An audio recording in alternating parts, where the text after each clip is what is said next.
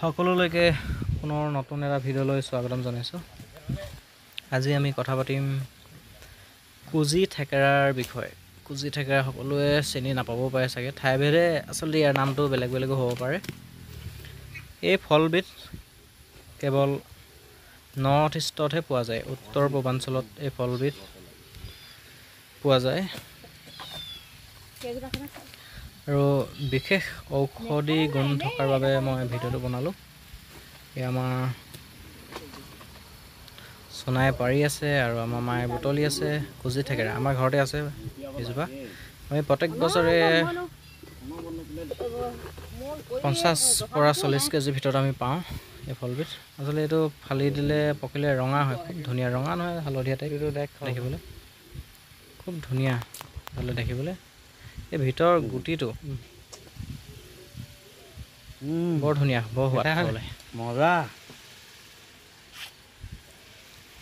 মিঠা খাবলৈ, কিন্তু বাকলিটো বৰ এটা বেলেগ টেঙা। মানে ইয়াৰ বিশেষ ঔষধি গুণ ভালেমানকেইটাই আছে।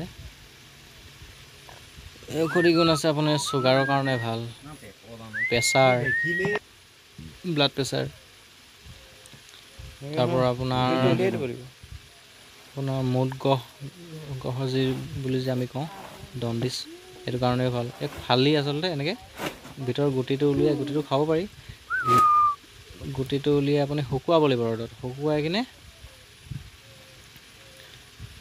মানে ক'লা বৰণৰ হ'ব শুকুৱালে, ফালিব পাৰি। এনেকৈ ফালি ৰ'দত দিব লাগিব। ৰ'দত দি সেইখিনি গুটিখিনি এইটো প্ৰথমে ফালি লৈছোঁ, এইটো এনেকৈ শুকাব, তাৰপৰা একেবাৰে এনেকুৱা হ'ব। এইটো থৈ দিব পাৰি। ইয়াৰ পৰা আপুনি মানে 200টা বা 300টা নি গিলাচত তিয়াই থ'ব লাগিব।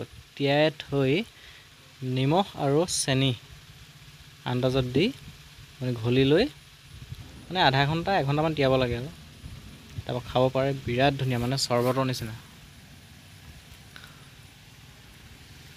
এইটো মই এতিয়া খাম, বৰ ধুনীয়া।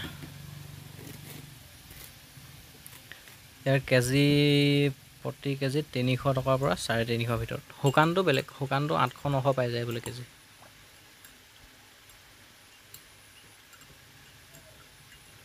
ঘলি লৈছোঁ। এইটো আগতেও তিয়াই থোৱা আছিলে, মই জাষ্ট এপিচ আনি দেখাইছোঁ আপোনালোকক। এপিচ আনি ইয়াত দিছোঁ।